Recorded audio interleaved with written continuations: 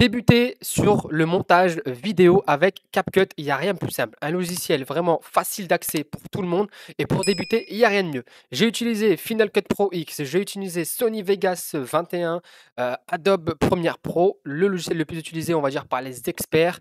J'ai utilisé, DaVinci Code, j'ai utilisé Movie Maker et là, en ce moment, j'utilise que, CapCut. Tout simplement, c'est un logiciel complet, il y a beaucoup de choses qui est en lien avec TikTok. Il y a beaucoup de choses que tu peux utiliser aussi pour d'autres projets vidéo. Moi, je t'explique comment l'utiliser pour YouTube et tes montages vidéo. On est parti. Donc, je fais la transition de toute façon, ma scène qui est là, hop, ici. Boum. On passe sur le logiciel. Donc ici, vous voyez le logiciel. J'ai déjà une ancienne vidéo qui a été upload sur ma chaîne. Si vous voulez la voir, allez-y, il n'y a pas de souci. Le logiciel sera dans le lien de la chaîne YouTube, dans la description. Le lien y sera plutôt et vous pourrez cliquer dessus pour le télécharger. Suivant, suivant, suivant. Il n'y a rien de plus simple et vous allez voir accéder à ce compte. Vous pouvez connecter votre compte YouTube ou votre compte TikTok pour qu'une fois votre vidéo finie, vous pourrez directement l'exporter sur la chaîne, tout simplement. Ce qui est bien avec ce logiciel, c'est que tout est dit et tout est fait facilement d'accès. Ici, vous avez votre timeline, ici, vous avez un retour sur image et au-dessus, vous avez plusieurs médias, audio, texte, stickers, effets, transition, filtres et ajustements. D'accord? Donc là, par exemple, moi, j'ai mis un fond vert, enfin, sur ce abonnement, d'accord, que vous pouvez voir juste ici. Voilà ma tête, hein, bel arrêt.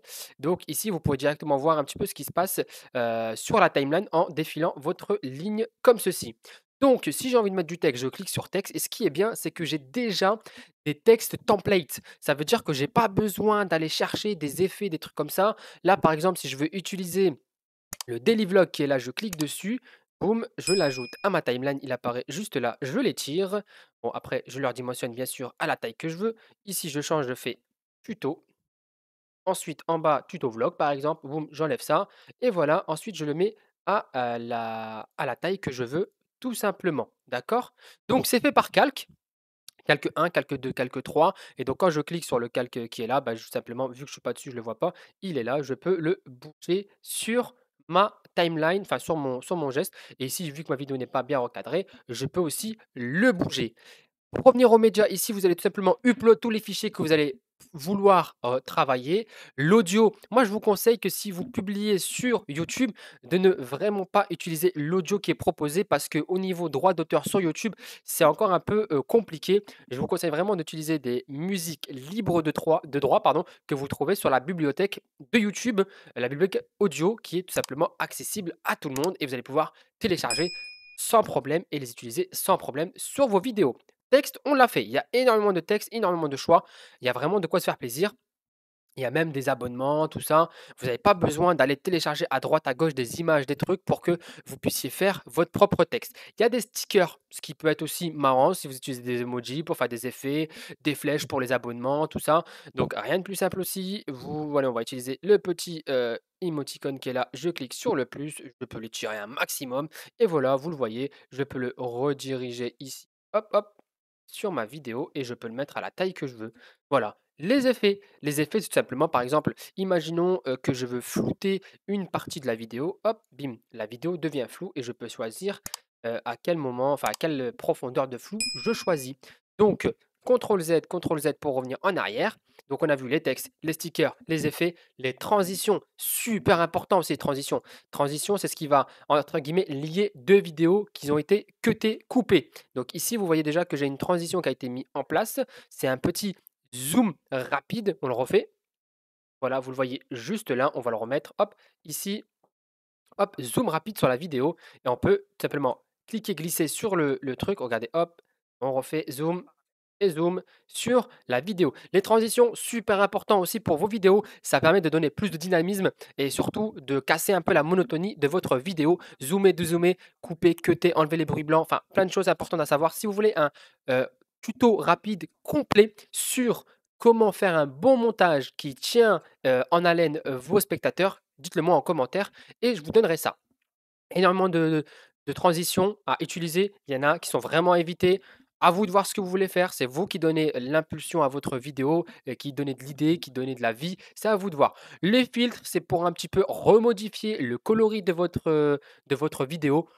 Je ne l'utilise pas ou voire très peu, tout dépend de ce que j'ai envie de faire. Vu que moi tout est réglé correctement sur mes appareils, je n'utilise pas les filtres, d'accord? L'ajustement, c'est pour télécharger entre guillemets «des packs de lutte», donc des packs de filtres qui sont déjà précomposés pour aller tout simplement, préparer votre vidéo et voilà, c'est un super important aussi. On a un autre onglet juste à côté, à droite cette fois-ci, qui est là, d'accord? On s'y attarde quand on clique sur une vidéo, on a vidéo, audio, speed, donc vitesse, animation, tracking, ajustement, d'accord? Donc la vidéo, ici, on peut régler tout simplement, on retourne la taille de la vidéo, on peut la régler ici, la position, et on peut la stabiliser, que je vous déconseille parce que quand on stabilise, généralement, on crop dans l'image, on vient agrandir, c'est pas le plus fou pour moi. Donc ensuite, le chroma key, c'est le fond vert. Par exemple, je l'utilise pour ceci, d'accord? Le fond vert, c'est ça. D'accord, donc il est là, hop, chroma key, donc je viens tout simplement mettre du vert et le vert ne se voit plus en fait, on voit juste l'image qui n'est pas en vert. Donc ça me permet tout simplement de enlever les fonds verts. On en a besoin et vous en aurez tous vraiment besoin pour votre vidéo et je vous le recommande vivement ce fond vert. Vraiment très très utile, d'accord? Ensuite, ce qui est super important aussi, c'est les masques. Par exemple, quand je veux cropper une image, la mettre en rond, en carré, j'utilise tout simplement les masques. Par exemple, si je veux rendre, voilà, vous voyez, je l'utilise ici déjà, hop, je veux tout simplement l'agrandir. Voilà, le fond vert, il est là par exemple, vous voyez. Et si je ne veux pas utiliser le fond vert et que je veux utiliser que le masque, je peux utiliser le masque aussi. L'audio, très important, j'enlève ou je remets ou je booste le son de mon audio si je veux faire une entrée fondue ou si je veux faire une sortie en fondu aussi. Réduction de bruit, super important aussi pour votre son. Si derrière vous, il y a un peu de bruit et que vous voulez un peu réduire ce son, à utiliser, attention, ça peut détériorer la qualité du son. À faire attention. Speed, augmenter la vitesse d'une vidéo, super important aussi, hein. Hop, et ici par exemple, vous allez voir que la vidéo va se lire en plus rapide. Regardez, hop, vous voyez mes mouvements ici, ils sont super accélérés et c'est super important aussi, c'est utile de pouvoir accélérer ou ralentir une vidéo pour faire de l'effet, donner du dynamisme à votre vidéo. Super important à utiliser. Le tracking, perso, je ne l'utilise pas, mais si vous voulez un texte qui suit une image, qui suit votre personnage ou faire du mouvement d'un objet sur votre vidéo, à utiliser aussi. Je ne vais pas m'y aventurer parce que je l'utilise pas du tout. Donc je ne vais pas pouvoir vous aider. Je vais essayer de me renseigner dessus, mais si vous voulez des informations, allez-y, il y a pas de souci. Ah justement, on peut convertir notre vidéo en HDR, donc on peut la rendre, on va dire, plus belle, en haute qualité. Je ne l'utilise pas très beaucoup parce que mes vidéos sont correctes en 720p minimum 60 fps, mais des fois il m'arrive de filmer en 1080p. Le 720p, je trouve que c'est suffisamment optimal pour des tutos et autres. Vous pouvez intégrer tout simplement des images en allant sur Média, Import et vous pouvez choisir ce que vous voulez. Important, du son des images, la base quand même.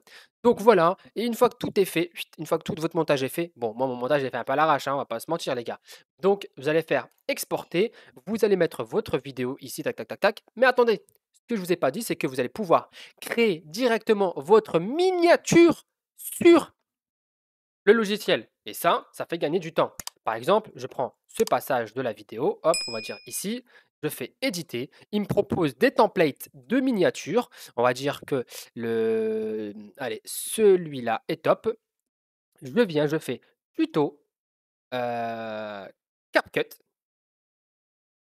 hop, voilà, on fait tuto ici, tuto vs tuto, ok? Allez, bim bim, je peux modifier ma vidéo, pam pam pam pam pam pam, hop hop hop. CapCut tuto, tuto CapCut, boum boum, complété.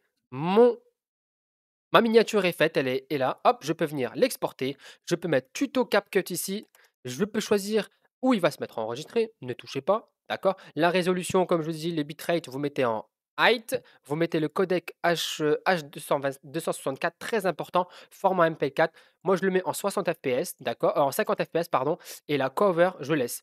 Donc ensuite, je fais exporter et tout va s'exporter sur mon PC avec la vidéo, la miniature, le titre de fait et je pourrai directement ensuite les uploader sur ma chaîne YouTube.